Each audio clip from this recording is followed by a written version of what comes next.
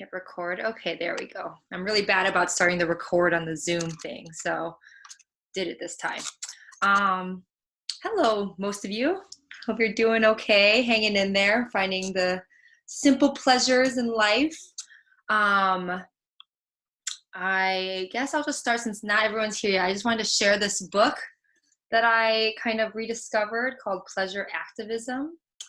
And I don't know, I kind of got into it because I'm doing a little bit of community organizing recently in the wake of COVID-19 and everything, and got really overwhelmed really quickly because there's so many people and groups of people who need help right now, right? So sometimes there's a feeling when we're doing this kind of like social justice work that is a little bit, can feel self-defeating. It can feel like, one can never do enough to help everybody that needs to be helped during this time, or change this world into one that we would like to see. And sometimes, as overachievers, maybe we beat ourselves up more than is helpful. So this is a really great book that I discovered, I think last year, and I really like it because the author is Adrienne Maree Brown, and she takes this pleasure-centered approach to activism and community organizing. So trying to get us to act from a place of pleasure and really feeling and really being in our bodies, rather than kind of slave driving ourselves into acting out of guilt and fear, which can be counterproductive. So, if that's something you're interested in, I highly recommend it. It's a great read. It's like a collection of essays from many different artists and writers and thinkers of all sorts. So give it a look if that resonates with you. Okay, so now that the book club. Question. Yes. Does that feel like at all selfish? You know what I mean? To act from pleasure? Not like I'm saying it is, but I'm just curious. Like, what are your thoughts? Yeah. Well, I think that's kind of like a misunderstanding of pleasure, maybe. She kind of goes into how we think about pleasure as something like hedonistic, and as something that is like only gratifying for yourself. But I think she's trying to change our perspective on what pleasure is, like by really feeling like what is pleasurable to us, then we can produce a world that is kind of speaks to the pleasure of all bodies, if that makes sense.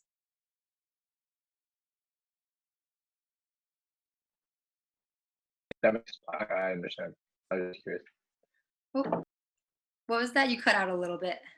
Oh, sorry. No, I'm saying, all right. Like, I understand. Like, I was just curious. Like, Should I read the back of she's it? trying to go. Sure. It's pretty cool. Okay, I'll just read a snippet. Okay, I'm not. I don't get any kickbacks from sales of this book, so. But so she says, how do we make social justice the most pleasurable human experience? How can we awaken within ourselves desires that make it impossible to settle for anything less than a fulfilling life? Author and editor Adrienne Maree Brown finds the answer in something she calls pleasure activism, a politics of healing and happiness that explodes the dour myth that changing the world is just another form of work. Drawing on the Black feminist tradition, she challenges us to rethink the ground rules of activism. Her mindset-altering essays are interwoven with conversations and insights from other feminist thinkers, including Audre Lorde, Joan Morgan, Kara Page, Sonia Renee Taylor, and Alexis Pauline Grubbs. Together, they cover a wide array of topics, from sex work to climate change, from race and gender to sex and drugs, building new narratives about how politics can feel good and how what feels good always has a complex politics of its own. So there it is. Okay. All right. Video Art Book Club over. So today we are going to have Hirsh joining us in just about 10 minutes. And she is going to talk about her work, and which deals with sexuality, and it deals with pornography, and it deals with some dynamics that are kind of like of that nature. So, just a content warning for everybody. And also the same rules apply here as in class. If you feel like you need to take a minute, you need to step out, you're getting a little flooded or overwhelmed, you can feel free just to mute your microphone and blank out your video and just take a minute and then come back and join us when you're feeling ready to. Okay. So I think she'll probably give a little warning of her own when she starts her talk, but I just wanted to go ahead and do that first. The other thing I wanted to check in with you guys on was how are you all feeling about the Monday deadline for video project number 3? Yeah, G? Is it possible for us to extend it just a little late? Or do you think this is just my personal opinion? Well, that's why I'm checking in, because I was leaving a little bit of flexibility in the schedule, since I know these are unprecedented times. So yeah, I'm taking the temperature of the room right now to see if that's what people want to do. Okay. Yeah, can we push it back a little bit if possible? Okay, you're seconding the pushback? I see some. I would appreciate that as well, yeah. Agree. Okay. Yeah, Okay. maybe like Wednesday. Will Wednesday be cool? Well, okay, so I had 2 options that we could think about. One option is to push it to Wednesday, and then basically you would submit it Wednesday, and then I think I'm gonna try, I don't know, should we try the forum as a way to discuss the videos? I'm kind of thinking about it, because then that way we'll have Wednesday to Monday to kind of review each other's videos and to interact on the forum. And then Monday we can kind of come back together and talk about things live, like with the comments that we've all made on each other's video. The other option I presented to the previous class, which I'll extend to you all as well, is to push it back 1 full week. So instead of it being due Wednesday, it would be due the following Monday, which would be the 13th. If we do that, you will have more time to work on your video, but then you'll only have like a day or 2 to watch everyone's videos and to do the forum conversation, because then we'll be coming back together on Wednesday. Okay, so it's a little bit of a trade-off. Do people want to make arguments for either one?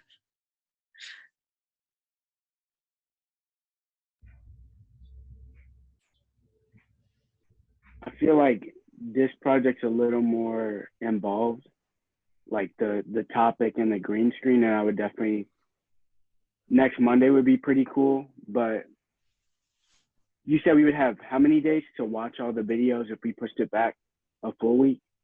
So if we push it back a full Just week, till Wednesday? Yeah, until the next class Okay. period. I'd be down for a full week, but yeah. Okay. Can we do somewhere like in between that isn't like a class day necessarily, just so we like maybe like Saturday or something? I know that's random, but like so we have time to watch, but we also have like more time to work on it. So Saturday instead of. I personally don't want to submit things on a weekend. Okay, or like Friday. So somewhere in between. We got one for Monday. What about you, Hannah? What do you think? I think that we would all benefit from having more time to just kind of like figure out how to work in a new environment. And so I think the following Monday option would be best conducive to doing so, I think. And perhaps like maybe having some sort of like leaving potentially like all of the critique to the following Monday, you know, so we have like maybe even then a full week while we're still doing class and thinking about maybe the next assignment, those following, like after we submit the video, just so we have more time with the content and stuff. I don't know how everyone thinks about that. Okay. Yeah, Elena. Have we completely eliminated the idea of in-class crits? Because I think that's also an option with not having to do them all on one day. and instead we do them in class just normally, like we did with the videos we watched on Monday. So like split them up between Monday and Wednesday if we wanted to do it in class. Yeah, the week after, yeah. Maybe we should take a vote. Okay, so let's see, what should we vote on first? So there's a few questions. Like, so I was thinking with this project, we would try the forum format of having the discussion, but then coming back all together at the very end, at least for one class period, to kind of like discuss, to kind of what was the word? Synthesize everything. And then with our so then we have one more project after this, so then we can kind of evaluate, like, was that good or is that not good, and then make an adjustment for our last, for our final project crit. So that was my thinking in terms of like the critique process for this. So I guess let's take a vote on if people want to push it back 2 days to Wednesday or to Monday, the 13th. I think if we do anything in between, it might get a little bit confusing for folks. Just with everything in the air. I mean, I don't know. If anyone has different feelings about that, feel free to express them.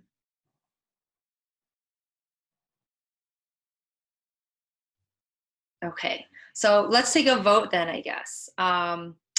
Okay, maybe we can do it in the chat area. So just put Wednesday or Monday, like what your preferred.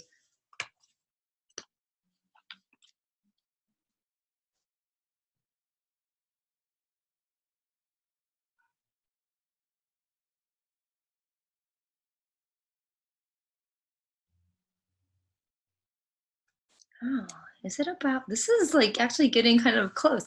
1, 2, wait, I need to tally this up.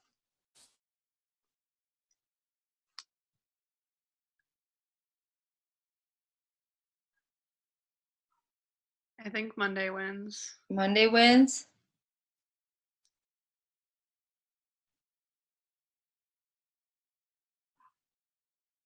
I think Patty meant to vote for Wednesday. It was pretty close. Wait, Pavey voted for both? But I think she meant Wednesday. She meant Wednesday? No, she said Monday. she meant Wednesday. I second LA on that. So we have 1, 2, 3, 4, 5, 2, 3, 4, 5, 6, 7, 8. I mean, it is almost even.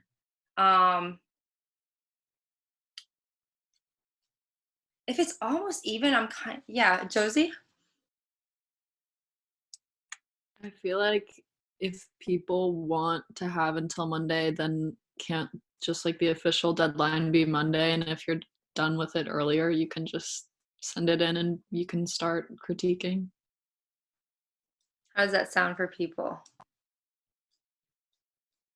Good, okay. Well, like now that it's half and half, I'm kind of like, maybe we should try to in-class critique on Zoom.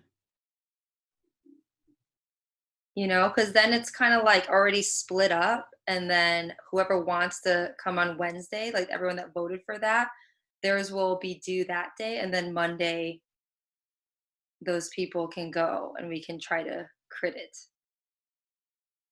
Are you guys up for that? Yeah? Do you want to vote on that? Okay, raise your hand if you're down for that plan versus the forum chatter. What would we use class time for if it wasn't a critique?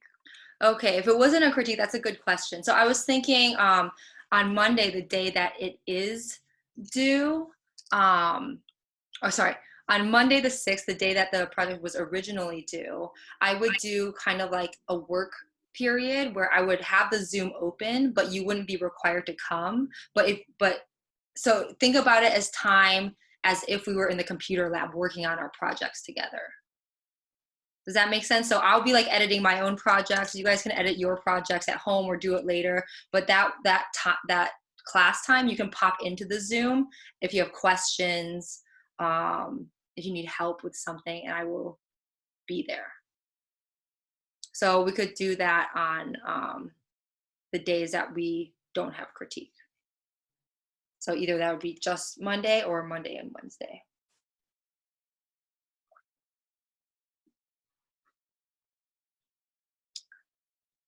Okay, so now raise your hand if you want to do in-class critiques versus the form.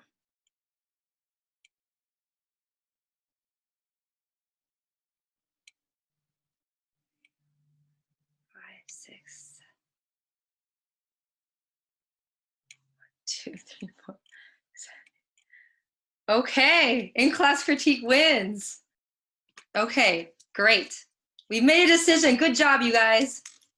So let me summarize what we decided. We are going to do in-class critiques, and the people who voted for Wednesday, your videos will be due the morning of Wednesday, and the people who voted for Monday, yours will be due on that morning of Monday. And then we'll crit them in class. Sound good? Okay, I'll write this in an email as well, so that this is a little reminder, and I will update the project on Sakai. Cool. The people who are turning theirs in on Monday, do they have to come to the Wednesday critique? Yes. Okay. Yes. Yeah. Wait, sorry. Yeah. I think I came in a little late. Yeah. Is the Monday the original Monday or the next Monday? It's the next Monday. So Okay, instead of that's the what I thought. project being due on April 6th, April 6th, it'll be due April 8th and April 13th. Okay, just making sure. Thanks. Yeah, no problem. Okay, so everyone like clear on that for now? Awesome. Okay, perfect. So I believe artist Ann Hirsh is here with us in the room. Yes, I'm here. Ooh, hello, Anne. Welcome, welcome. Nice to see you. If you want, I can just hand it over to you, and you can do your own intro and take it away if you'd like. Yeah, sure. Okay. So, hi everyone. My name is Anne, and I describe myself as a performance and video artist. So I'm going to show you 4 or 5 kind of my major projects that I've done in the last 10 years, 12 years. And I've done more works than that, but this set of projects is kind of a lot of my kind of like social intervention based projects. A lot of them dealing with technology and gender, and the way kind of gender has come to be represented or explored through the way technology has like evolved in these last 10 years or so. And they all kind of come out of my own lived experiences. They're all very personal to me. So yeah, where should I start? Yeah, so, okay. There's, the first couple projects that I'm going to show you, like the way that I think about them is that like I entered into these different fields, these different arenas that I might not normally be in, and I conduct field research in them. I'm kind of like an amateur anthropologist or like amateur social scientist, and I'm like going into these places and like bringing back my findings kind of to the art public.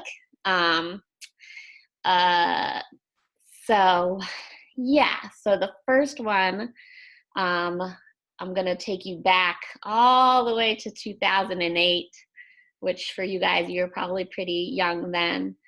And for me, I was in my very early 20s, and I was in graduate school at Syracuse University, which is a really terrible, cold, lonely and isolated place. And so kind of instead of like looking outwardly at when I was there, I started to go more like inwardly, and I started to like look more at the internet as a site for where I could like make my art. That was like seemed far more exciting than the cold reality of Syracuse, basically. And when we go back to 2008, that's only 12 years ago, but like in internet years, that's like a millennia. Like so much has changed since 2008. For example, in 2008, Instagram didn't even exist. Selfies didn't exist. Like selfies wasn't even a thing till like 2012. Facebook was only, for some people, a couple years old. Like for me, it was only 4 years old. And YouTube was like in its infancy, as I call it. It had only really started in 2006. And so in 2008, YouTube was still this like really new, exciting place. So I started to become more interested in YouTube because like until that point, the way that like images of people were disseminated were like top down. So like one very big company like deciding like how women are going to be portrayed in movies and magazines and TV shows. So like until then, like we were just seeing like portraits of people that like kind of one person had created and disseminated towards many people. But with YouTube, all of a sudden it was like, okay, now there's actually many people disseminating their images to many other people. So that was really exciting to me because I was like, okay, wow, well, like in terms of representation, like we really have the chance to change things. Because before we were relying on other people to create imagery of who we are, and now we are able to create that imagery ourselves and distribute that really widely. So I thought there was like all this potential for like stereotypes to break down, and I was really excited by that. So I started just like looking more at YouTube, and I found, and specifically women on YouTube and how women were representing themselves in that space. And I saw kind of two different types of women that were on YouTube. And let me share my screen. So am I able, let me make sure that you are able to do that. I am. I just want to make sure I'm sharing the right screen here. This. Yeah, and then if you optimize it like you did last time, that was great. Yeah, optimized it. Perfect. Okay, so I saw two kind of women on YouTube. So the first kind of young woman that I was seeing on YouTube was just this like faceless, sexualized woman that would just often show herself dancing. So like.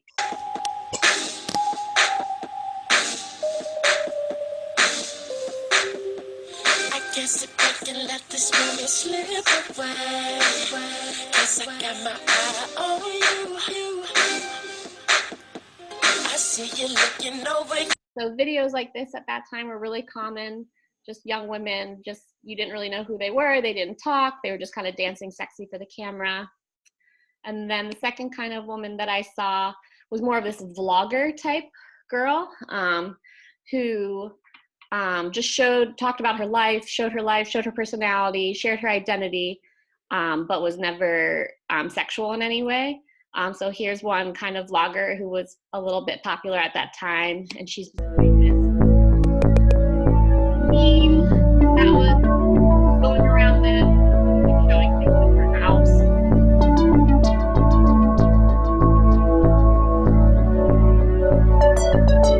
But just from showing those objects, you get a sense of like who this person is. She has a personality, she's a human. And, you know, I kind of realized that like the woman who wants to be sexual, like doesn't feel comfortable showing her identity for safety reasons or just like personal reasons. And then the woman who wants to show her personality, show her identity, doesn't feel comfortable being sexual, because then she like opens herself up to, you know, attacks and trolling and being shamed and all that stuff. So my idea was to kind of combine these two types of women that I saw at that time into one person.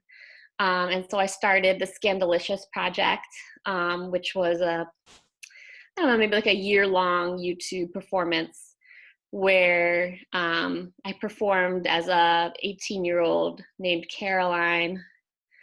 And the idea was that you see me, you see my personality and who I am, but mainly I'm just like dancing and being sexual in like my own kind of like awkward way. So here's like one video example of that. Song, What About Love by Heart, is dedicated to that special guy in my heart. You know who you are. Hi.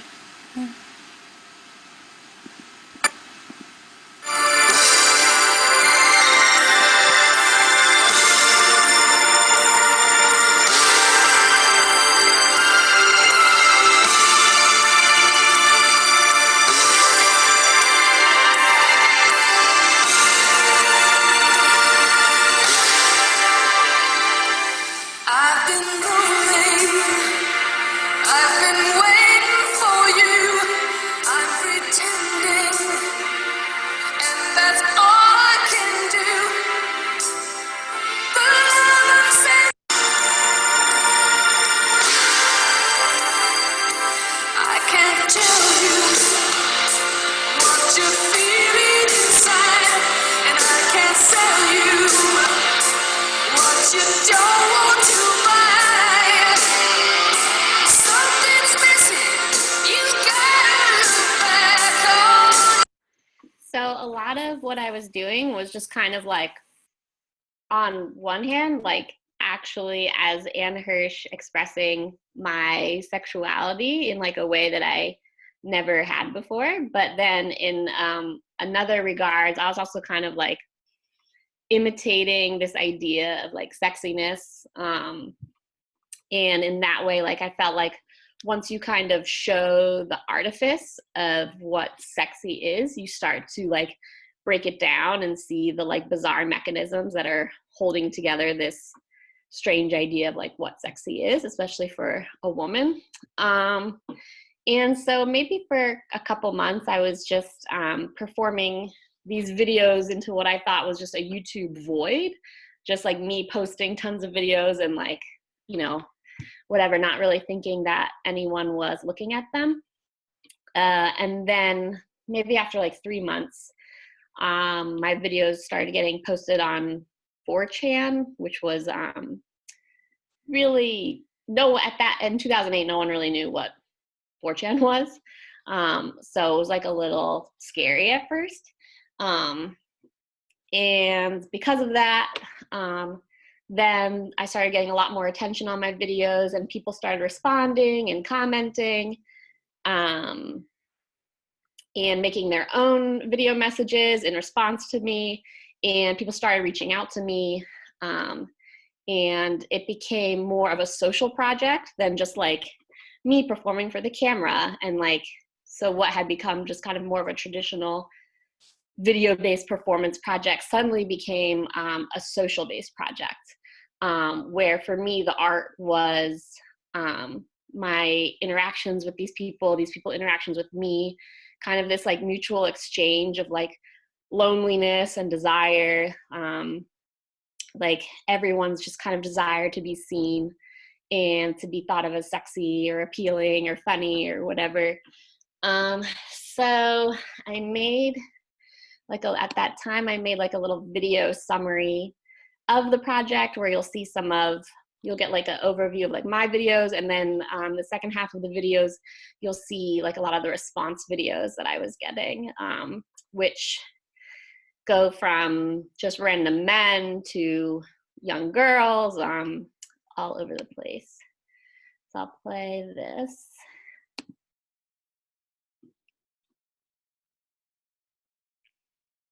Hi everyone, my name is Caroline. I'm 18. I'm a freshman in upstate New York, and I just got this computer from my parents. Just thought that I would join the YouTube society, just let everyone know what I'm up to, what I'm into. You know, every week I would post myself dancing.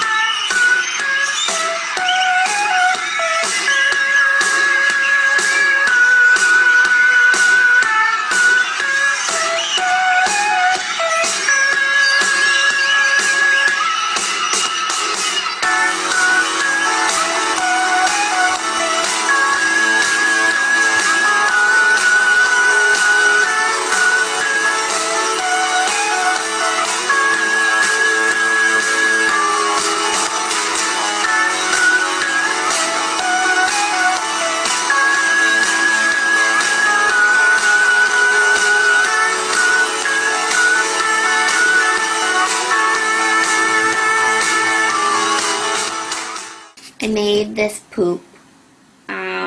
It's not real poop, but I made it to look like poop. I like cats. I like stuff on my cats. This is a really funny book. And I like Lawrence Weiner. I got this at the Whitney. Sometimes I feel like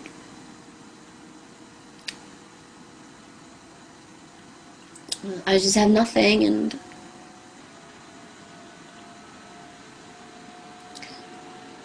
sometimes it just gets really hard. Don't know what to do.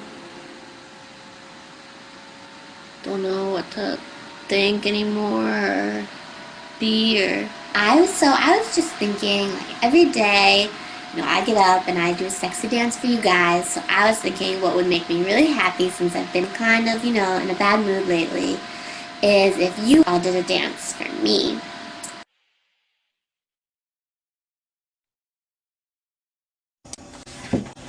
Hey, what's up? This is Nick Ellie from the Nantucket Heathens, giving a shout out to one of the most sexiest girls on YouTube I've ever seen in my life. Her name is Caroline. She's 18 years old, and she has the most sexiest dance videos I have ever seen.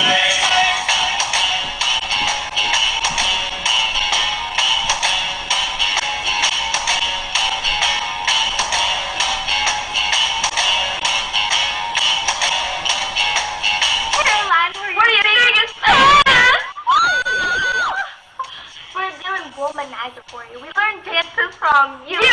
You're our idol.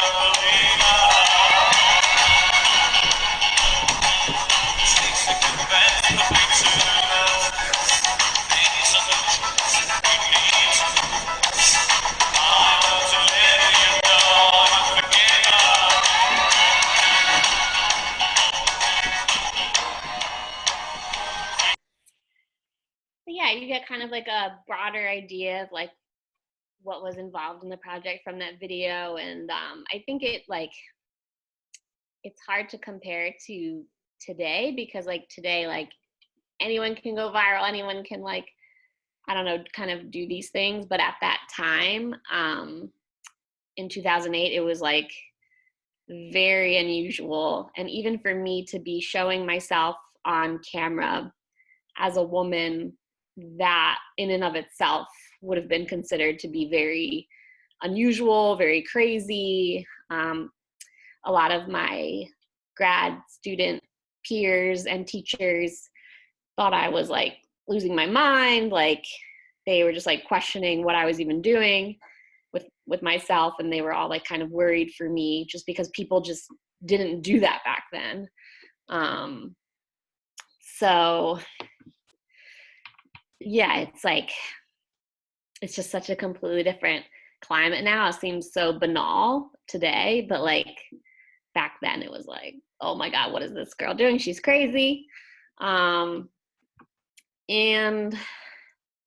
yeah, I think what so I had talked about earlier that I had really these utopian ideals going into this project, that we could change the way people and minorities are represented by showing ourselves. But through doing this project, I just started to realize how that wasn't necessarily possible, or it was really hard to do it.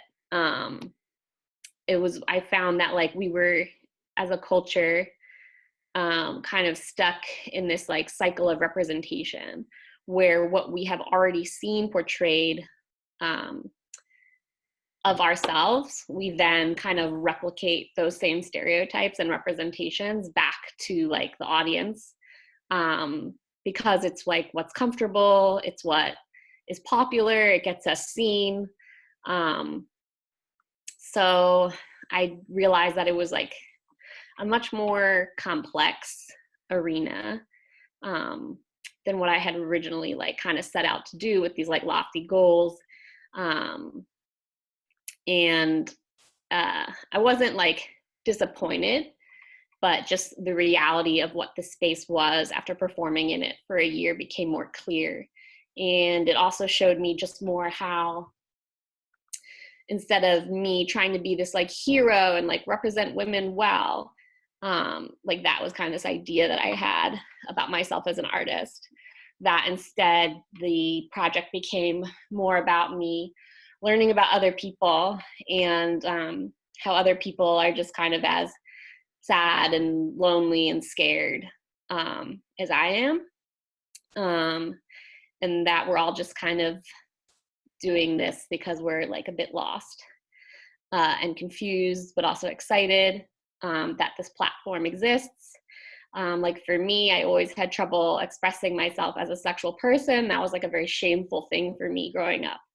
And I found that on the internet, I felt like, oh, I can be a sexual person. This is where like I can express my sexuality. And that was very freeing for me. And I'm sure for a lot of other people that I interacted with as well, they were like, this is this new space that we can be sexual in, and there's not as many consequences, or just different consequences really. And like for me, those consequences were, you know, I was sexual, but at the price of being trolled and being harassed and being blackmailed and threatened and death threats and all that stuff. So it was like there was this freedom for me, but it came kind of at a price.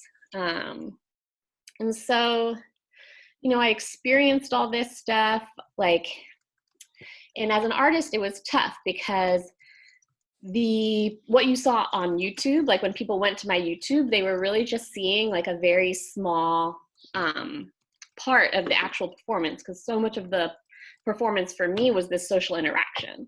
So I struggled with, how do I show this art audience basically like everything that I went through, like the behind the scenes basically.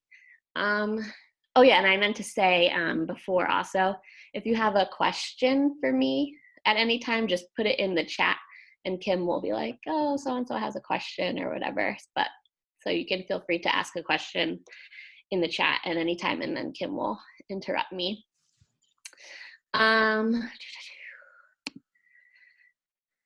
So one way that I decided I wanted to show kind of what I experienced was making a play about the experience, so I could like show all the videos people didn't get to see, show comments, show the relationships that I was having with people. So this is like, yeah, when I'm with you, I have fun. Yeah, when I'm with you. So this is the basic setup of the play. where I was sitting at a desk in front of my laptop with a projected live feed of my laptop screen. So people can see me live, and then they can also see like what I'm looking at on my screen. And so I did that because I could perform my Caroline videos like live for my audience. And then also like they could see the emails and the videos and the chats I was having with people. So in that way I was able to build like a narrative. This is like me creating one of my Caroline videos.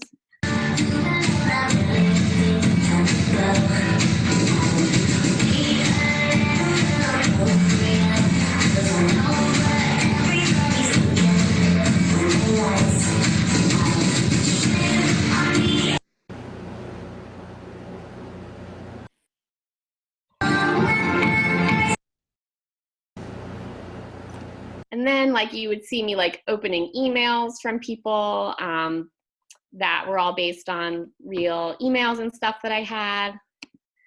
And then like so we just saw an email from this guy. He's like, hey, that was great. Now I'm sending you this video. And then I would show the audience the video that like he would make.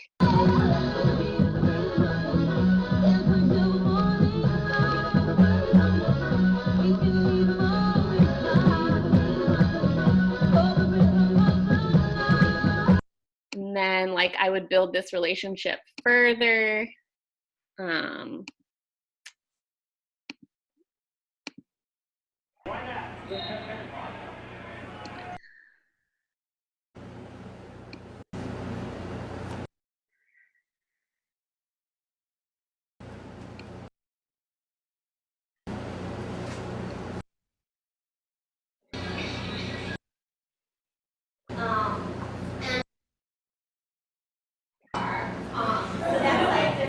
Sorry. I don't know where this is. And me and stuff. And it's like I never get to see you. So it's just like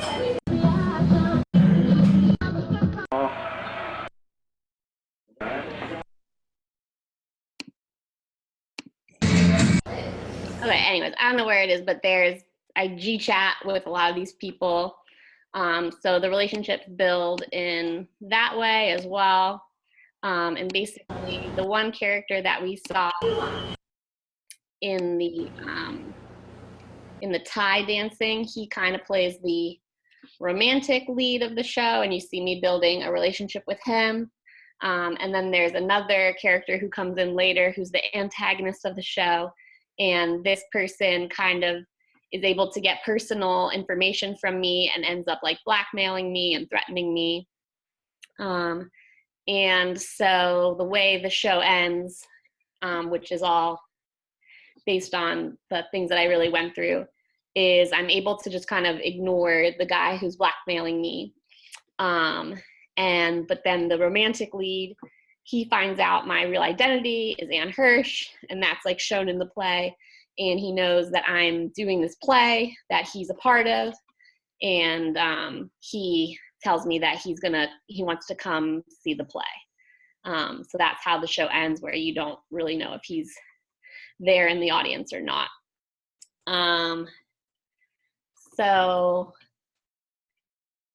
yeah, it was a very intense experience, but also like a very enlightening experience, a very therapeutic experience for me. But yeah, I probably had my it's interesting because like in 2008, that's like when I realized, okay, being like a public figure on the internet, it really sucks and is terrible. And then I found like some of my friends have only realized that in the last couple of years as they, become influencers or are popular or whatever. They're like, oh my God, I'm dealing with all this like people harassing me and trolling and stuff. I'm like, yeah, that's how it is. And I just like experienced it very early on. So like knew it wasn't like a wonderful thing and it can like drive you insane. And I feel like now that just being able to be popular is like a lot more common, people are really feeling the emotional and mental tolls that having an online presence can take on you. So there's a couple questions from students. Is now a good time? Yes. Okay, so Lily asks, are you still on YouTube? And if so, do you find that the atmosphere has changed from 2008? It's interesting to see these videos from when the medium first came out. Yeah, I mean, YouTube has changed a lot in some ways and not at all in other ways. I mean, I think the main thing is like when in 2008 you couldn't monetize your channel in any way. That didn't come, I don't know, till 2009 or 2010 maybe. So I think the fact that people could start making money from their channels just changed it so much. Because then you're really like trying to play to as big of an audience as possible so you can make money. I think also people are just like less afraid of like showing their fuller selves. So people are sexual and show their identity all the time. It's not a big deal at all anymore. And then I mean just the sheer amount of what's on YouTube. Like there was already so much there in 2008 and now it's just like, I mean, there's so many videos. It's like, it's crazy. And I think in 2008, it was much easier to get noticed because there just wasn't as many people doing it. Like if I posted these videos now, no one would give a shit, you know? But back then there just wasn't that many people doing it. So it was easier to be seen. And now it's like a lot harder, a lot more competitive. Am I still on YouTube? Not really. I have the Scandalicious page is up more like as an archive of that project. And then I have like an Anna Hirsh page, which I mainly just keep to like store random videos. But like I'm not really on YouTube or part of that community. And I feel like also a lot of YouTube is like for kids. Like there's all this, it's like, but maybe it was always for kids. I don't know. It just seems like a kid place, like where there's like kids, like just watching like the stupidest shit. Yeah. There's another question from Elena, and Elena asks, how is this sort of performance, and I think she's referring to the live play, different in a, oh yeah, how is this sort of performance different in a live format compared to the YouTube one? And I'm not sure, Elena, were you referring specifically about the dance portion or about the whole performance? I don't know if you want to clarify. Yeah, you can talk. I was referring to it in general. Like this kind of performances that you do on YouTube, how would they change in the sort of message or the sort of feeling if you just kept them on YouTube versus when you actually performed it and there was the public behind you and you were projected on the screen? Yeah, they're really different feelings for me. Like performing just for the camera, for me personally, it feels like a lot safer. And just like, it almost feels like it's just me doing it for me. But when you're in front of a live audience, that's like a whole other,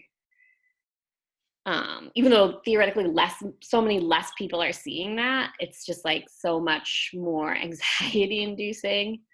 Or like it's so much more thrilling. I really like doing both. But I think like, yeah, I think when you change the audience, so like a YouTube audience versus an art audience, I think that also does change the way the piece is perceived, and the meaning and the intention of the video, because for me, the intended audience is so much a part of the artistic intention. So like with the online videos, I'm just trying to reach general public and like seeing what happens there. And then with the live performances, I'm like speaking specifically to an art audience and saying something specifically to them. All right, we have 2 more questions. Yeah, go for it. We have Ale is asking, was the emotional toll from being on the receiving end of trolling mitigated by your knowing you were doing a performance? Also, I noticed one of the articles said that people debated whether or not your work was real or satirical. Were you worried about being found out? Yeah, I think that wait, sorry, what was the first question? I'm having Oh, it was about if the emotional toll of being trolled Oh yeah. Was mitigated by you knowing it was a performance. No, in some ways yes, but in other ways no, because mostly people were just commenting about my physical attributes. Like people talk about my voice. It's like, yeah, my voice, I can't really change my voice. People talk about like my big nose or like what I looked like, and like that stuff doesn't change whether I'm Anne Hirsh or whether I'm Caroline. But I think I did just get good at just kind of like ignoring it and like not caring, because I was like, yeah, I know I have a crazy voice. I know I have a big nose. You're not like telling me anything I don't already know. Sometimes people would be like, oh, she's so stupid. This is so dumb. And then I would kind of be like, ha ha ha, this is a performance. But also like, in so many ways, it like wasn't a performance. I mean, it was a performance, but it wasn't a character. Like it was really me. It's like the way I explain it is like it's Anne Hirsh when you put a webcam on her. So it's who I become when I know I'm being watched by a webcam. So I don't really classify that as a character, but certainly it's a performance. So yeah, I think just with the trolling, it more just got harder when I just started to get so deep inside this world I had created for myself, because I really had real relationships with so many people that I met online. And I started to let those relationships take over my real life. And I think that was when it got really hard for me, when I couldn't separate my real life from this fantasy world that I had created for myself. And I think that happens all the time still, even today. I mean, I can imagine, especially if you're like a teenager, especially if you're a teenager in quarantine and like you can only talk with your friends online, you're just going to get so caught up in those digital interactions, and you're not going to, I can imagine it'd be very hard to see outside of those. And then the other question is, for the most part, I think people believed the performance. So I wasn't that worried about being like found out. There were like a couple people who were skeptical, but they were definitely like in the minority. And I think even those people, like they also didn't even care like if it was real or not. And I think like that's also kind of a big shift that we've gone through in our culture, where we used to care a lot about authenticity and people being real on the internet. And now we just kind of accept that most everything we see is a performance, and people are performing constantly for us. And so our ideas of like authenticity have changed a lot. So yeah. And then maybe related kind of to that last point that you were making, Hannah was wanting to know, do you think the way women have portrayed themselves online has changed over time? And if so, in what ways? I mean, it's changed so much since the 2000s. Like I said, like a woman would not even like, you probably wouldn't even post like a picture of yourself online. That was just so taboo. And even just the concept of the selfie, like you knowingly posting a picture of yourself for everyone to see, just that idea of a woman doing that is like radical compared to 2008. So I think people are just more willing, like just this like old idea of like a woman having to be like humble or whatever, like that's gone out the window, which I think is great. But it's like not all wonderful either, because I think women feel such an increased amount of pressure to really conform to a certain ideal of a woman. I mean, if I even just like literally think about how many people I know in the last 3 years that have gotten lip fillers, because if you're on Instagram and you don't have thick lips, like you're nothing really. So I think, you know, unfortunately, it's like, it's great women are showing themselves, being themselves, but I think it has also just increased the amount of pressure women feel to fit into a very particular ideal of what a woman should be. And like that overall makes me pretty sad. But I think things always are evolving and changing, and I think that will like evolve and change as well. Yeah. Have you explored the platform TikTok at all? And like, what are your thoughts about it? I haven't gone that much into TikTok. I was really a Vine person, and when Vine died, that was like to me very tragic. And I haven't been able, I've just been mourning Vine. Haven't been able to get into TikTok. Also, I just feel like TikTok is the same way like YouTube is like kid zone. TikTok is like so much like kid zone to me. And like kids are just like crazy, all the shit they get into. And I just like can't go down that road. It's just like so much. Like I feel like that's like topic for like your guys' generation, you know?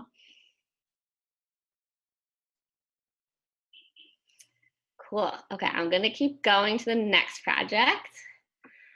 But yeah, back to someone asked the question like if I was afraid I was gonna be like found out. And I knew I was gonna be found out because of my next project, basically. So a little bit of background is that since I was like a young teenager, whatever, I loved reality TV. I was obsessed with it. Like I watched Survivor, and after that, I just like watched every reality show ever. For similar reasons, as I was like into YouTube, it's like with reality TV, all of a sudden, like I get to see real people doing real things, or just the unexpected, or you just saw people, especially women, acting in ways like you never would have seen them before, acting just from like scripted television. And it was kind of this, again, this whole new world where I was like, oh, women, like we can like show ourselves and create these new narratives, even though, you know, it's all like so trashy and terrible, especially from what I call the golden age of reality TV, which is 2000 to 2010. And I was at an artist residency, and I was recently single, which is a big impetus for why I did this. And I was inspired to audition for a reality show.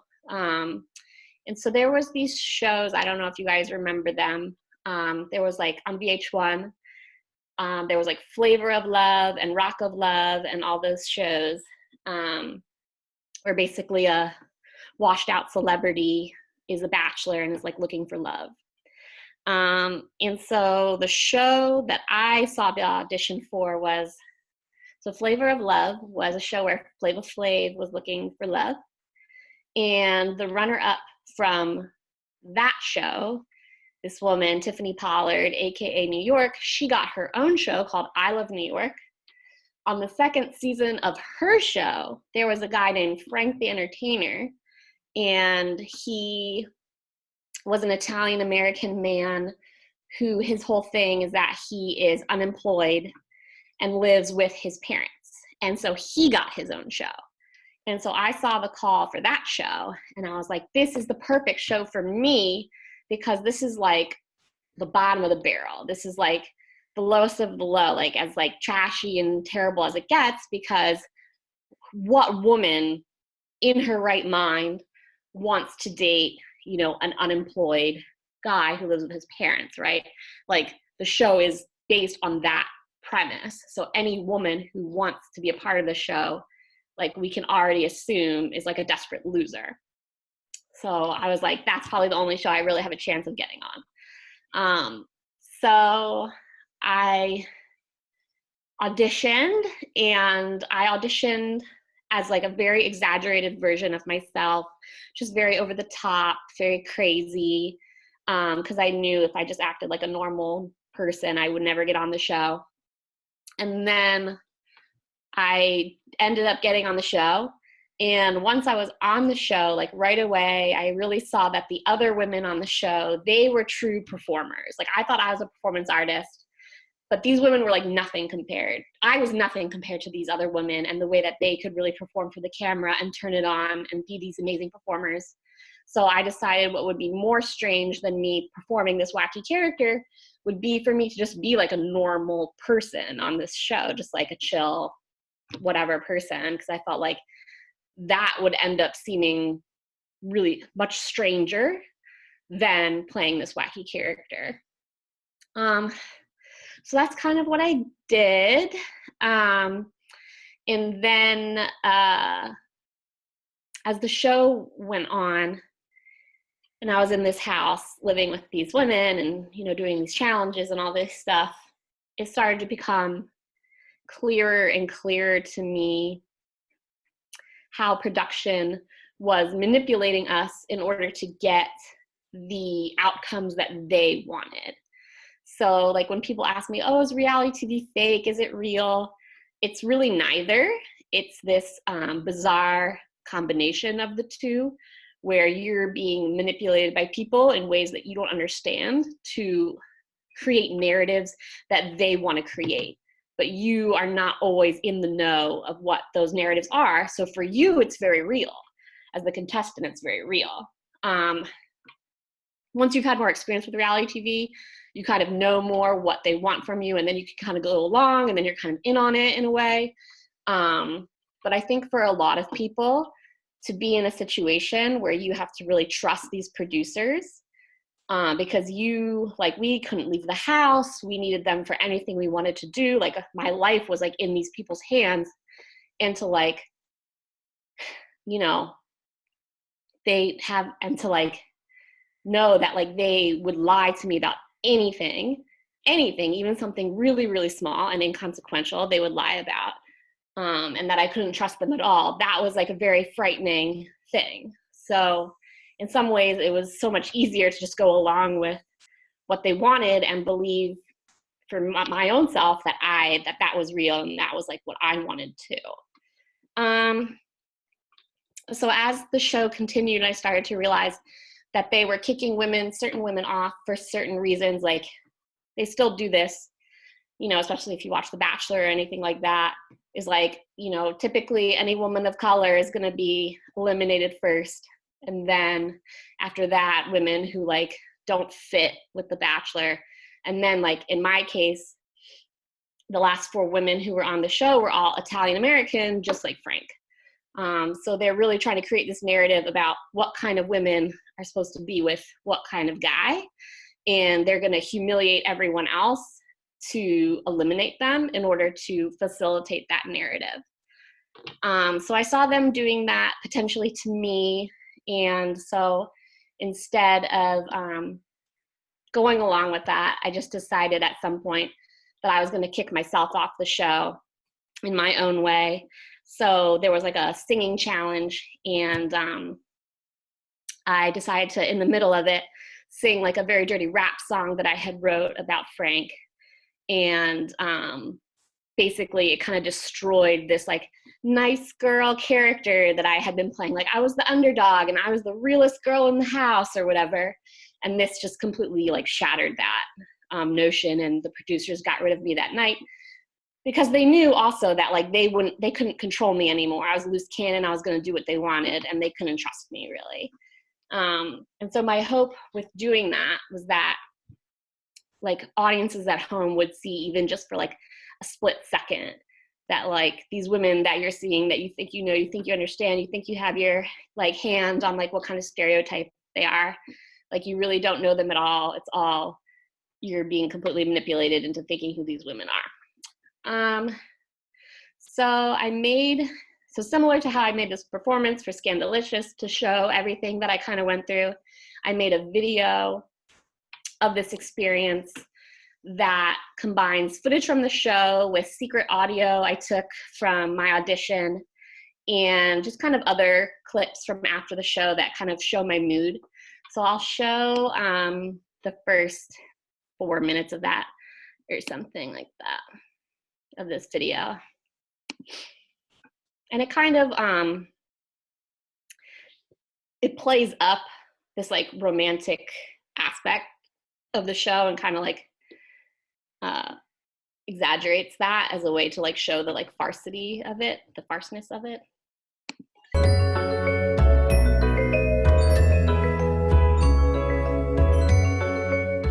Now that we're all here together, I want to welcome all of you girls to my house. I'm Susan, Frank's mother, and this is Gary, his father. One of you lucky girls may end up my daughter-in-law. I'm very, very excited at the prospect of Frank falling in love with one of you guys and moving on up and out of the basement. The time has finally come for you to meet my son, Frank. Is everybody ready? Come up, unless you're deaf. There he is.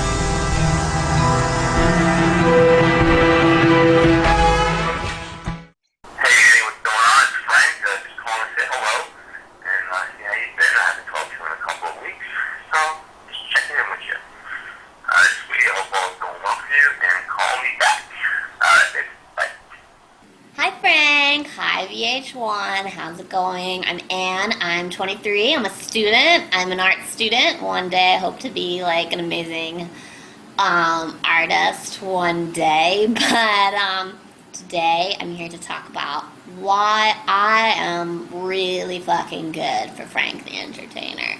And I mean, really, the answer to that question is very simple.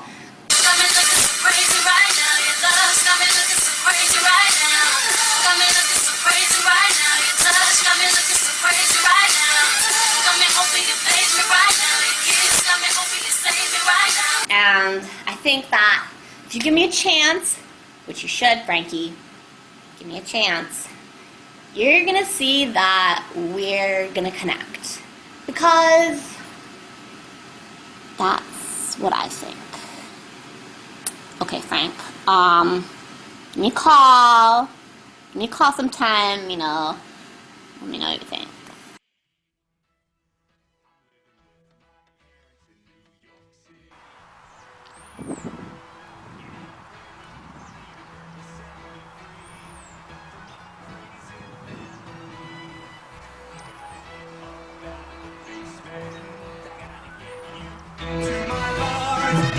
Taking a chance to find romance out of the basement into my heart.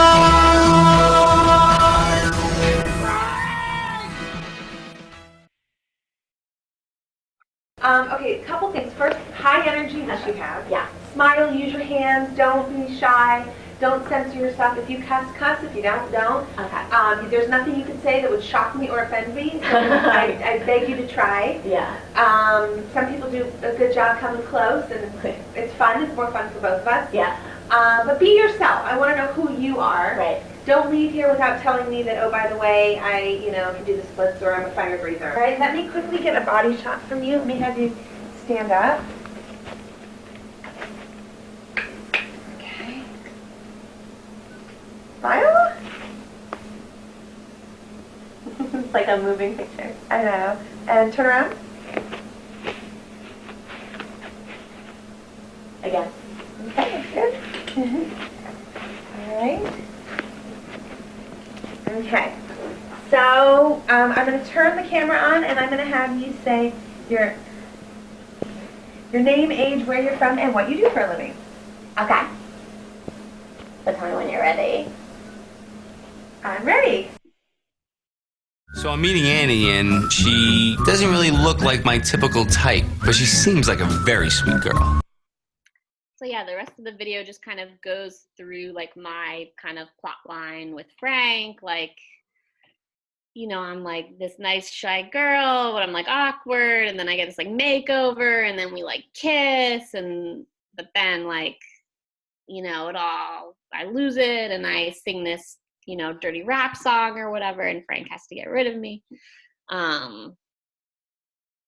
So yeah, that's that project. And unless people have questions, I'll move on to the next kind of big project.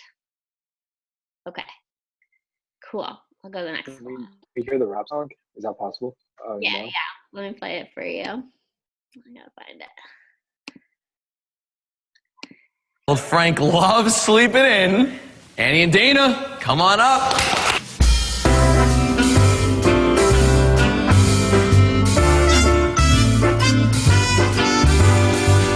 In my sleep, I'm dreaming of you.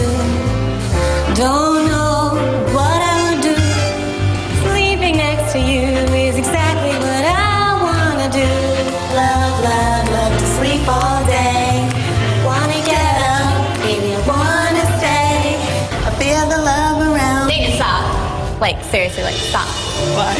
Because I want to get freaky, freaky, freaky, freaky, freaky. It's not about pussy or dick. It's about our love. I think it's gonna stick like cum in my mouth when I give you a blowjob. Hey, mom and dad, it's time to turn your ears off. 'Cause I'm going down to the basement. 'Cause I'm going down to the basement. 'Cause I'm going down to the basement to get myself some Frank.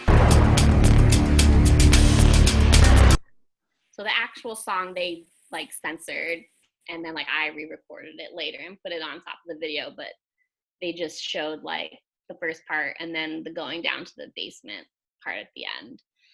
And just like had this like censor bar over my mouth for the rest. But it was such a funny experience because like every like production had everyone sing each song twice so they could get it.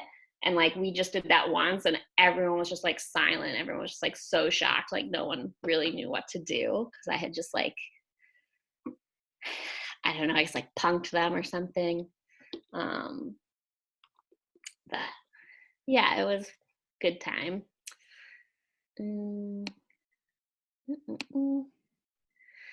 Any other questions before I move on?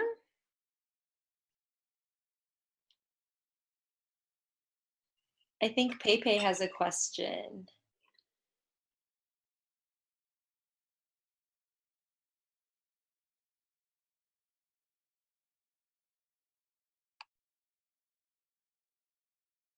I can't hear. So she's asking, what part of the internet do you like the best now?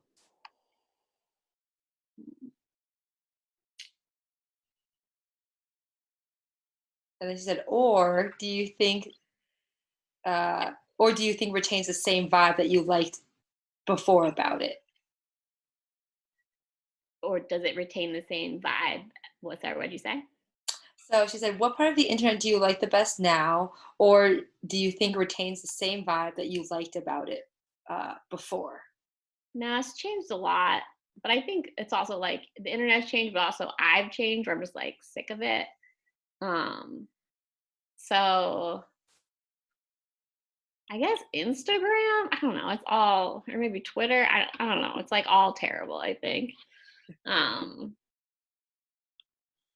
But I think a lot of that is just like me also, just like being over it. Like I think if I was like younger,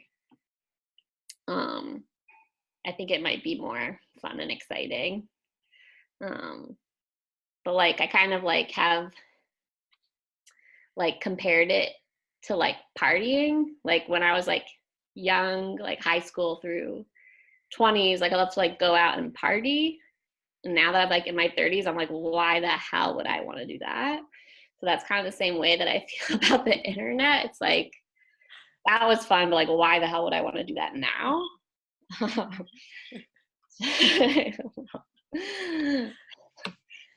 So real. Yeah. This kind of seems like a young person's thing, I think, in a lot of ways. You just have to have so much energy and like, I don't know. It just has to seem like new and exciting to you. And it just seems like old and tired to me, at least, at least like, I don't know, the way it exists now. But that, I mean, it can always change. Like the internet is always changing. And that is like one exciting thing about it. Yeah, I think it's really interesting what you said earlier about like a big thing that changed, like the monetization of the YouTube channel, and that's happened, you know, with Instagram and like a bunch of other channels as well. And so, like when I think about that, I'm like, oh, it's like tightening that circle of representation or that cycle of representation that you're talking about, because not only then are people kind of performing the tried and true tropes for, you know, personal validation, but then it's also for like monetary gain as well. Yeah, exactly. Like we've become little corporations ourselves, and that's just taken so much of the like freedom and excitement and possibility out of what it could be, because we're all just trying to appeal to the common denominator. But I mean, there's always exceptions to that too. But I think that's just like so much of like what we see. And I think that also has to do just with like an increasingly desperate financial economy where people like have to find ways to monetize their personality. So yeah, it's, I think like the rise of the shittiness of the internet has like risen also with like income inequality basically, and all that stuff that we've faced, which has just gotten like, you know, worse and worse and worse over the years. Yeah. Okay. So this next project is similar to the other two in that it like mines a part of my life and like a space that I entered into, but it kind of is different in that like I went back in time and mined that space. So this project is based on when I was 12 and 13, and I was really active in AOL chat rooms.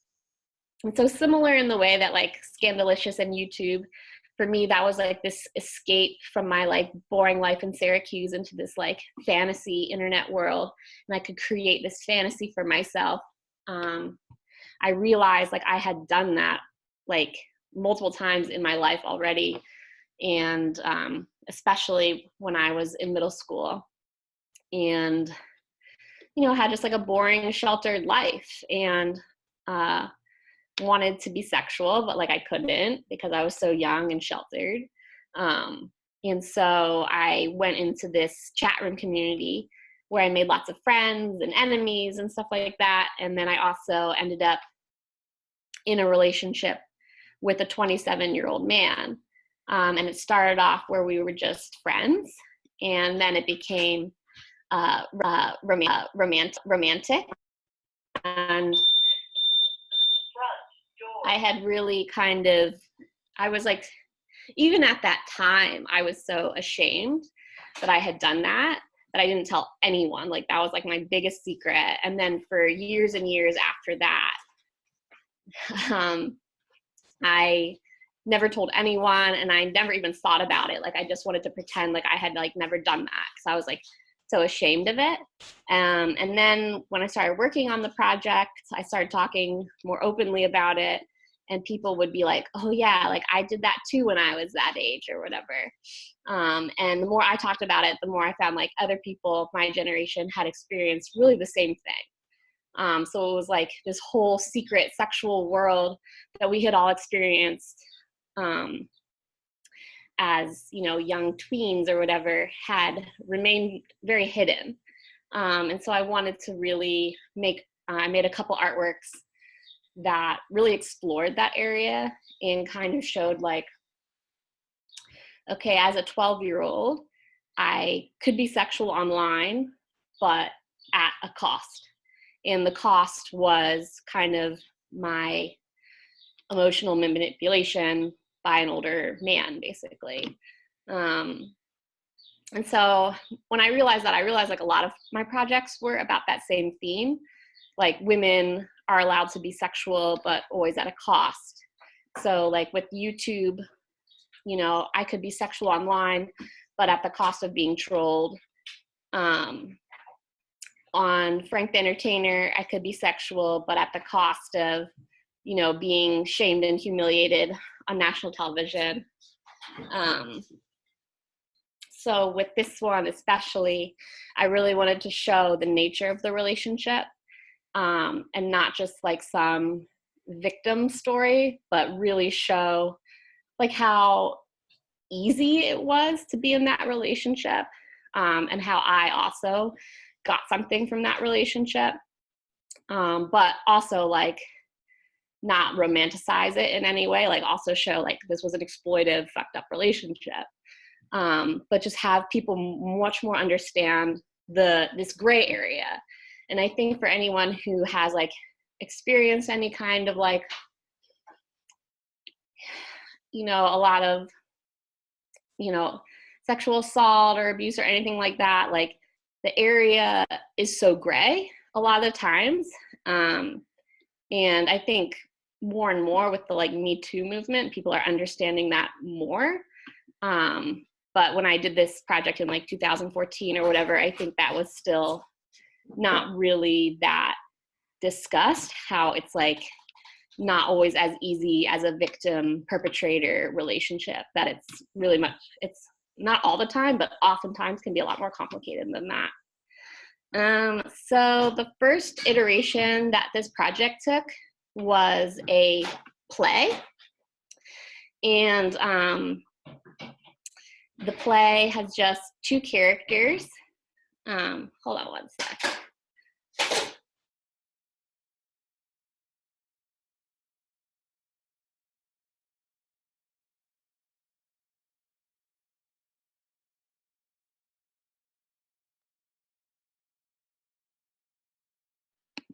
Okay, sorry. So there's 2 characters, a young woman who plays me at that young age, and the guy who plays the pedophile, basically. And the way the show that starts out is we're both at our computers typing to each other, and you can see what we're typing. And then basically, as the relationship progresses, we start to talk to each other, and then we come out from behind the desks and they start to interact with each other. And in that way, it's like, in the beginning, it's like a very realistic portrayal of what it means to be like a person online. You're just like having a relationship, you're just like typing, you're just like a robot. It doesn't seem very exciting, even though in your head it's like so exciting. But then as the emotion builds, like that's when you're in this like fantasy world, and that's when the play, the theatrical space comes to life, and you're just like so caught up in this fantasy, you forget kind of the real world. So I'll just show you like kind of that, a little bit of that evolution.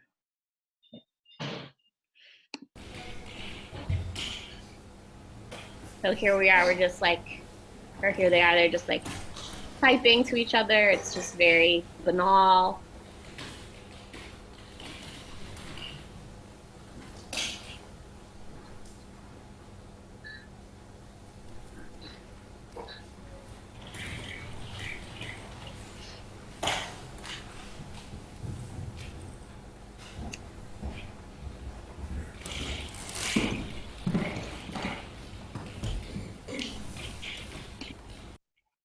Why do you talk like this? It freaks me out. Talk like what? Like all proper typing and stuff. That's the proper way to type. But don't change the topic. Yes, Annie. Annie, will you be just mine? Alone? No other boys? Like your girlfriend? Yes. My girlfriend. Yes. There are so many things I can teach you. Like what? You'll find out soon enough. Well, no, give me a hint. So eager, huh? Kind of. Well, that's very nice of you, but it's also kind of gross. It wouldn't be gross to me. Nothing about you would be gross. I mean, yeah, I guess if it was someone random, then it would be gross. Okay, well, here's one. And this is pretty gross. So, let's say that I was really, really sick. So, yeah, you get a sense of it. And the basic story is that they become friends, and then they become more than friends. They become boyfriend, girlfriend. They have cyber sex. They have phone sex. The sexual nature of the relationship builds. Eventually, he asks her to do something that she doesn't feel comfortable doing. And so she kind of pulls away from him. But then without him, she kind of feels alone and pathetic. So she ends up kind of begging for him to take her back. And that's how the show ends, with this kind of, it's supposed to be this romantic ending where they come back together and reunite. But obviously that's a dark ending. The other way this project has manifested is basically I recreated AOL 4.0, which is AOL from the late 90s.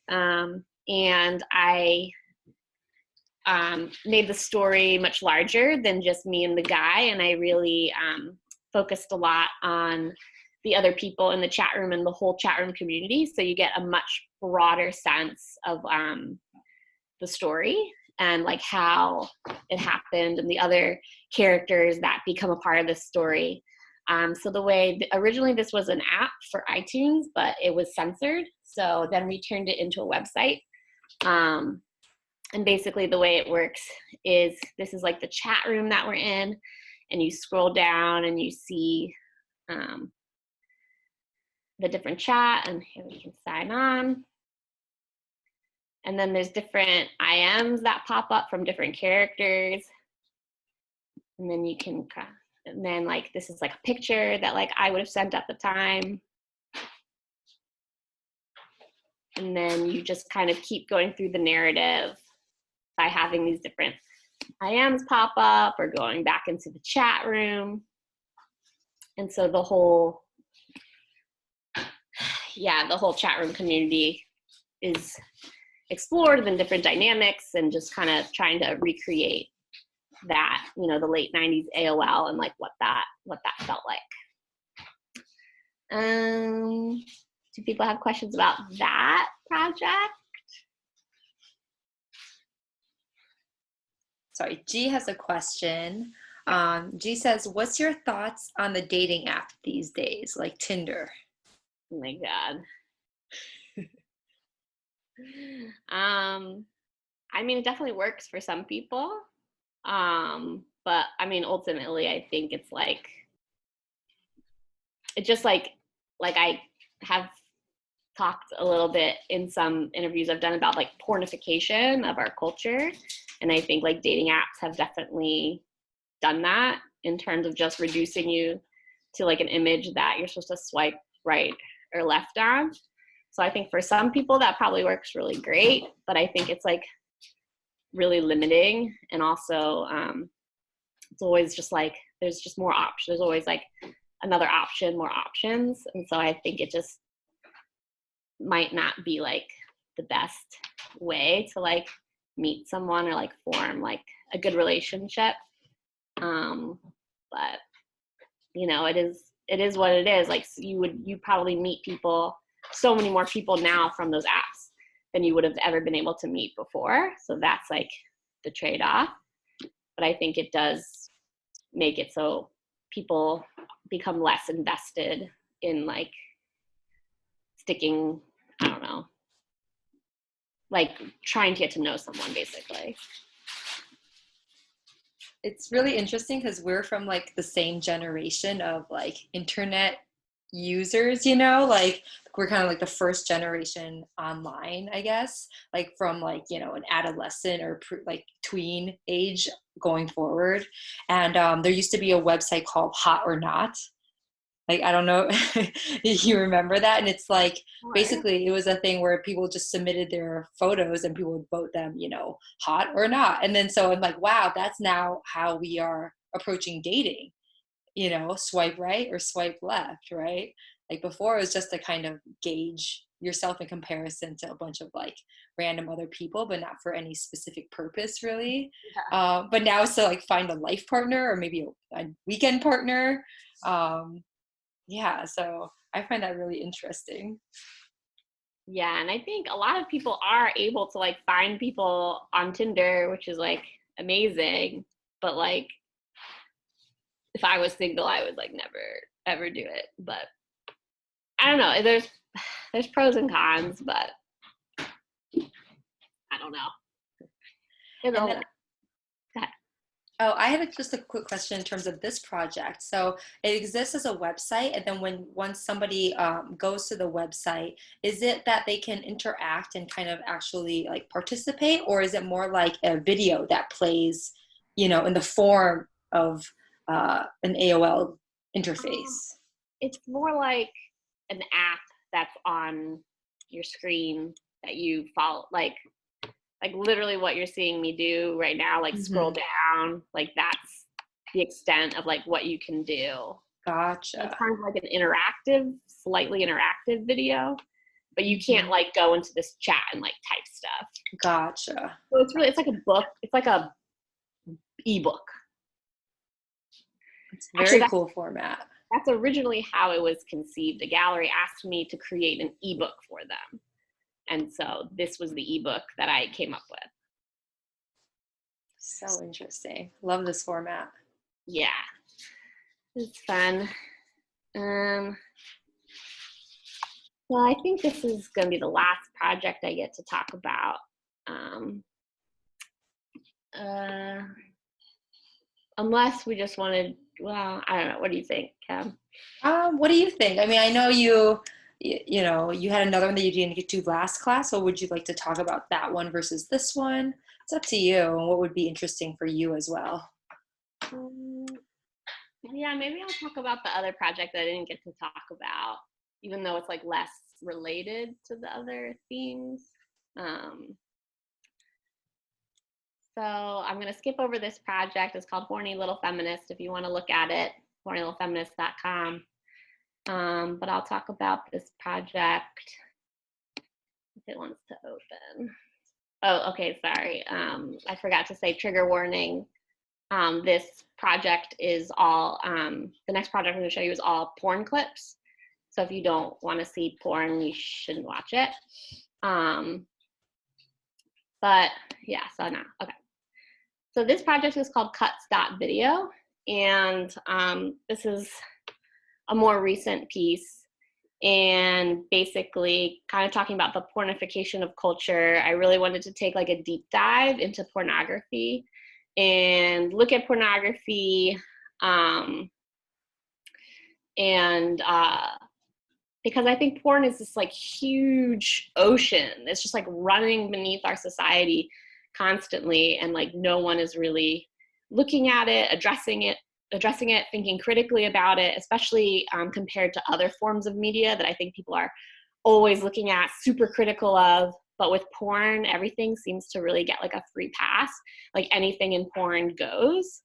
And like, I think we should hold pornography to the same standards that we would hold any other form of media in terms of like representation and stuff like that. So what this project is a series of 7 videos that are hosted on this website. And for each video, I went into a category of pornography, and I spent like hours just going through the category until I kind of found one kind of trope or thing in that category that I thought was interesting, and then, or like illustrated that category in some way, like says something larger about that category. And then I basically made a supercut of all those moments and put them together into one video. So they're all supercuts basically. And then like each one has kind of a different soundtrack to help give it like another layer of meaning. So for example, well, I'll show the most friendly one first. So this is this video is from the amateur category, and like for this one, basically the trend that I found in this category was just dancing, which like is pretty, I don't know, easy to digest. So this is kind of like the happiest video, and I'll just play some of it.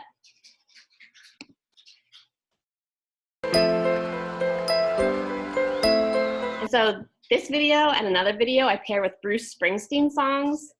One, because I really love Bruce Springsteen, and 2, I just felt like Bruce Springsteen is this like kind of like all-American like daddy persona, and I just like really loved that idea like with the porn videos.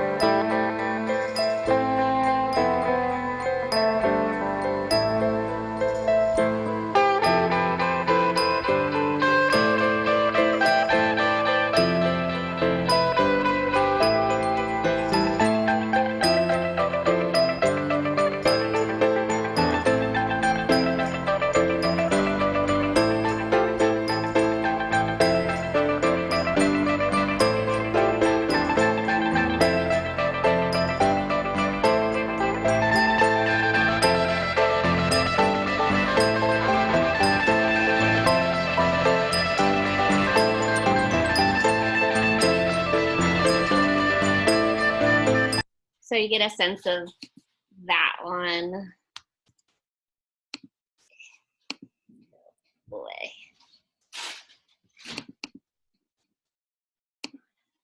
There we go. So this next one is from the teens category. And so the trend that I found in the teens category was videos where the man's face was blurred out or censored. So I'll show you some of that.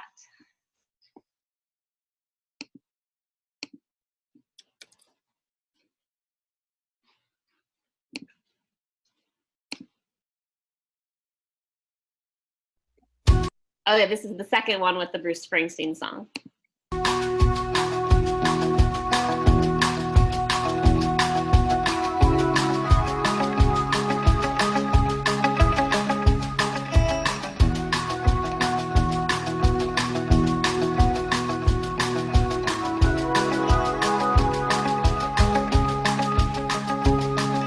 Hey, little girl, is your daddy home? Did he go away and leave you all alone?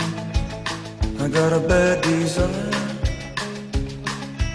Oh, I'm on fire. Tell me now, baby, is he good to you? And can he do to you the things that I do? Oh no, I can take you high. Oh, I'm on fire. So again, it just puts together a lot of these clips. This one is the category for women, so it's supposed to be videos that are for women. And this one was interesting because like the trend that I pulled out was like everything was like white sets, white women, white outfits. Like just for some reason they're like, oh, women just want to see everything in white. And so this one has some, like I put like a robot voice reading the Wikipedia definition of white as the soundtrack.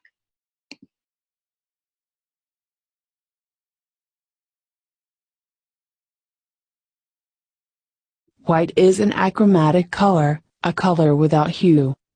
Light with a spectral composition that stimulates all three types of the color-sensitive cone cells of the human eye in nearly equal amounts appears white.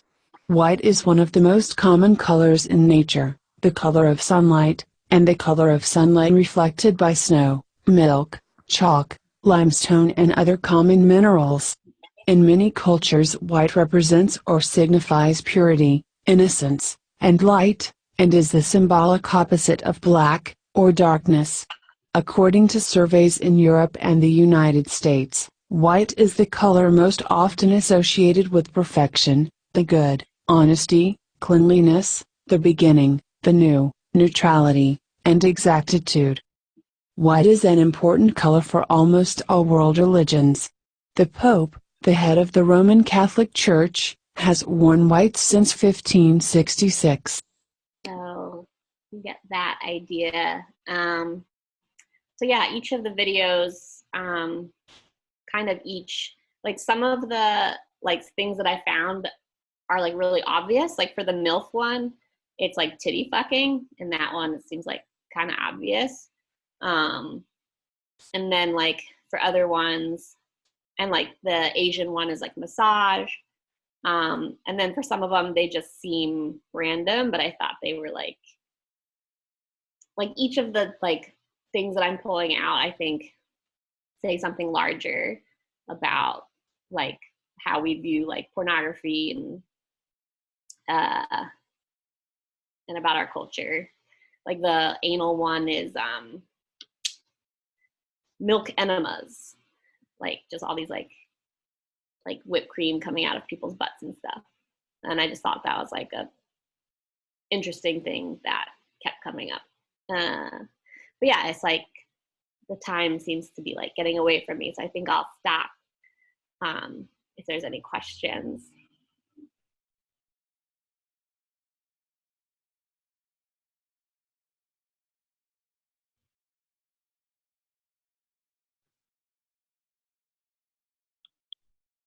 I have a question about this project. So it's like when you were talking about it, you were saying that you were like kind of doing like a deep dive into each of these different categories and kind of like basically like surveying the landscape and trying to find like commonalities and then like compositing them together in a final video that's displayed here. And I was just wondering if you had any kind of like methodology you were using, or it was just kind of like, you know, whatever algorithm kicked up the next video you would like, or was it more like an organic process? I think I would like choose, like I wanted each time I looked to be from a different porn website. So I wasn't just looking at one porn website, because a lot of them have different vibes to them. So I would choose like, okay, today I'm gonna do Pornhub or whatever. And then I would choose a category and just like start looking and like see what started to come up. And then once I started to see like maybe a couple things repeating, then I would like hone in on those and try to see like if there was more of those. And like there was a lot of them that I just like went deep into and then just abandoned because I was like, no. And a lot of different categories that I went into that I just kind of abandoned. And then kind of once I found like a pattern in a category that I thought was interesting, then I would look specifically for that in videos and pull out all the instances that I could. I also have a question. You here, I guess, like pretty much made a porn site. Does that like, do you feel like you've gained any sort of insight into maybe the logic behind, I don't even know, like porn companies or like, I don't know if there's like a porn boss or something like that, but like something of that sort. Like, how do you, I don't know, how do you feel sort of in that position as like a porn? I think just the only hard part is like finding people who will host the porn. Cause like my original web host like just stopped allowing me to like host any of my websites because of the content.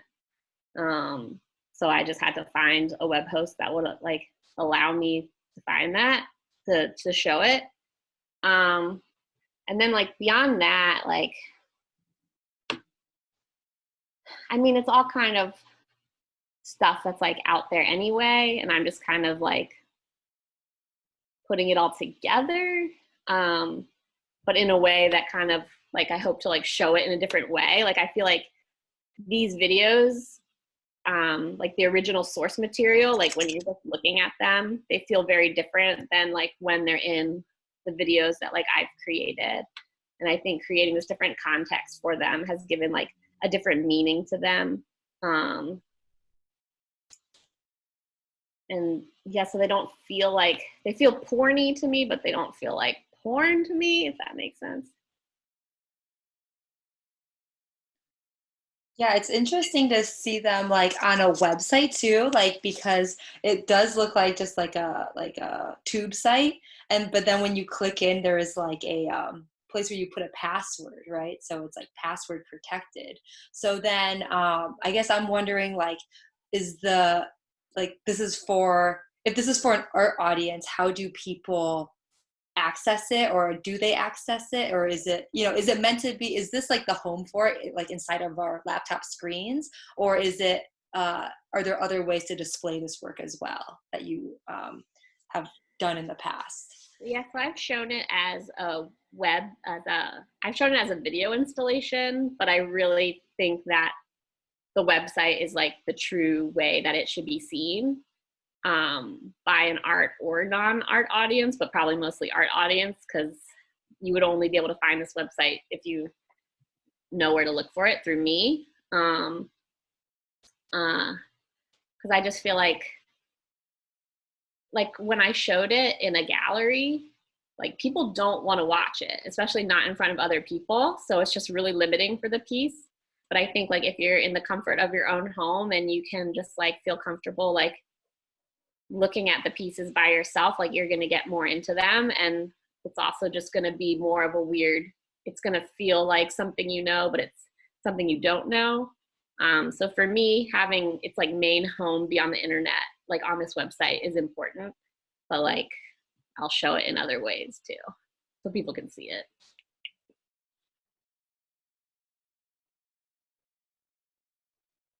Yeah, I was kind of thinking about that in terms of your work, in terms of like the way that we're experiencing it and having this visiting artist lecture, you know, how different this might feel if we were in like a classroom or an academic setting versus being like all together, but still like from the comfort and like the like privacy of our individual spaces and our laptops.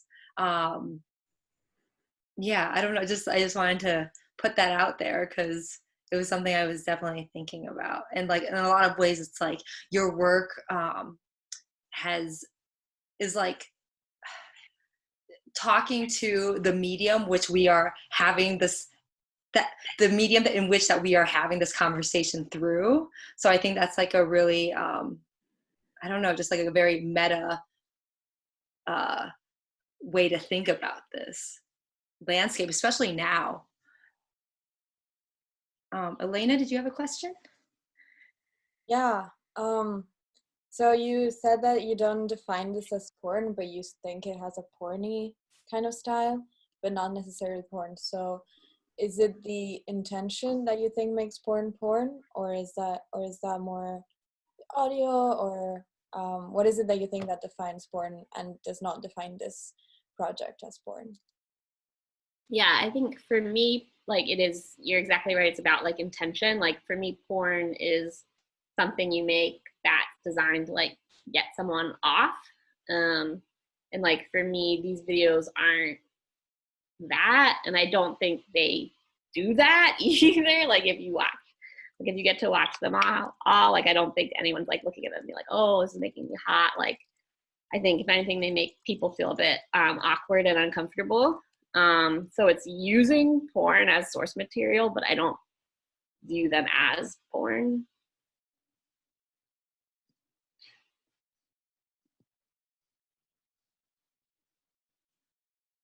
Yeah, it's so interesting because I think as a culture, we're also getting like just more comfortable with the prevalence of porn. I know that Macaroon Gallery, which is a big gallery here in LA, had a show a few months ago, or maybe it was like the end of last year, that was in collaboration with Pornhub. So Yes. they were actually showing porn in the gallery. Well, the only porn they were showing was this piece, actually. Oh, this was the installation? Yeah. Because I remember going and there was all the separate monitors. Yeah. So that was how this was presented in the space. Yeah, but my piece was the only piece that actually showed porn. The rest of it was just like kind of like sexy painting or something. Yeah, yeah. Oh, that's interesting. And like I wanted to kind of circle back to that comment you made earlier about like, just representation and like how we hold porn to like a different standard than we do a lot of or most other types of media, or if not all. And I wonder if it's because like porn and sex work in general is so just like looked down upon, or like people don't want to look at it as industry or work or anything legitimate, even though it's like, $1 trillion industry or something ridiculous like that. And so by kind of just saying like, just refusing to give any critical attention to the industry, then, it allows things to just be like laissez-faire within it. What do you think? I think that, but I also just think that like, especially in our American culture, there's just so much shame around porn, and like we're a very like sexually shamed society and culture. So I think people just don't even want to like, oh no, like I can't even like address it or acknowledge that I watch it, or I don't want to talk about what I watch. And I think it's just this refusal to just like look at it in the face, and like acknowledge that like not everyone, but like a lot of people are watching it, and like people don't really want to look at what it is they're watching. People don't want to break it down, like what it is that they sexually enjoy, because then maybe that like ruins it too. Like the same way you would like break down a movie, you probably wouldn't want to like break down a porn you like, because then it like, I don't know, might not be as exciting for you. So I think people like want to keep what they like sexually like safe from that in a way. Yeah, we did talk about like Laura Mulvey, and she talked about like this scopophilia, this like love of looking, right? And then like how when you analyze it, you destroy it, just like what you're saying. And so yeah, maybe people are feeling protective about that, or that they can't even bring themselves to like to acknowledge what it is that actually turns them on. Yeah, I think that's like a big part of it. Yeah, I don't know how that can change. I think just more people talking about porn and addressing it and breaking it down will do that, because I think some of the things like it's always so interesting when they make those maps of like for the country, and it's like what porn search term is like the most popular in each state, and it's always like the opposite of like what you think, like the way a state like projects itself to be. Like the porn term will always be like this like hidden thing or whatever. It's like the shadow of the collective identity of the state. Yeah.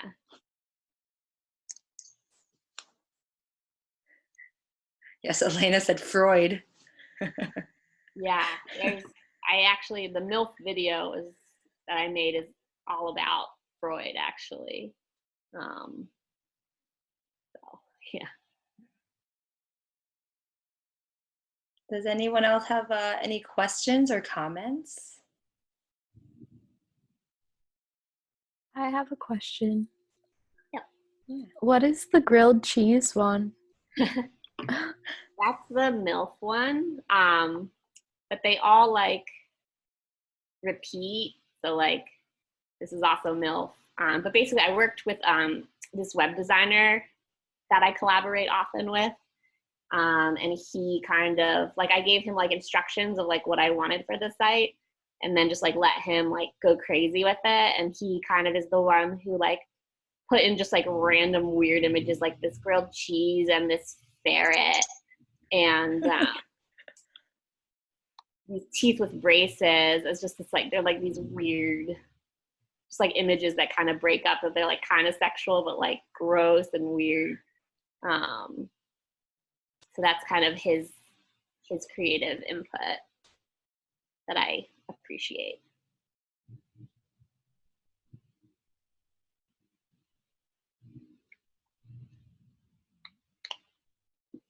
Yeah. All right. Well, Well, I think Josie had a question. Oh, did someone have a question? Josie, he asked, how long did this project take? Oh God, I don't even remember. Maybe a couple months.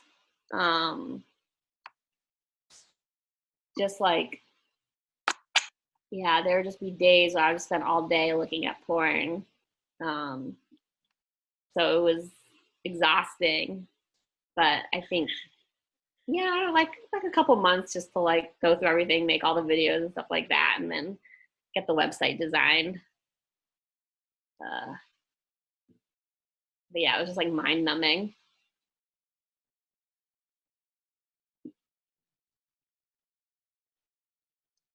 Amazing. Cool. Thank you so much for being with us today, Anne, and for sharing your work with us. Thank you guys so much. It's great to have you. And yeah, thanks for visiting. Okay, see you guys later. Cool. Bye, Anne. Bye. Thank you. Thank you, guys. Thank you. Thank you. Cool. So that was Anne Hirsh, and I recorded the Zoom video, so I'll put that on the week by week document probably tonight so that you guys can refer to it if you'd like. Let's see. And then I also obviously sent out an email about everything we discussed earlier as well in terms of deadlines and things like that. Cool. Somebody got kicked out the room and is coming back in. Hello. Does anyone have any questions or comments about like logistics or anything like that before we call it today? All right. Okay, well, I guess that wraps it up. Thank you so much for joining me today and for your attention and your engagement. I hope you found that interesting. I mean, I think right now where we're all connecting through the internet, it's so timely that, you know, we had her come as a visiting artist and kind of just trace the history of the medium we're all using. Yeah, happy coincidence, I guess. But if there's no more questions, I will let you all get on with your evening. Thanks again, and it was great to see you. And I will see you all Monday if you choose to drop into the work session. Okay, so I'll just have the Zoom window open, but you won't be required to come. Cool. All right, bye all. Bye, thank you. Cool, thank you guys.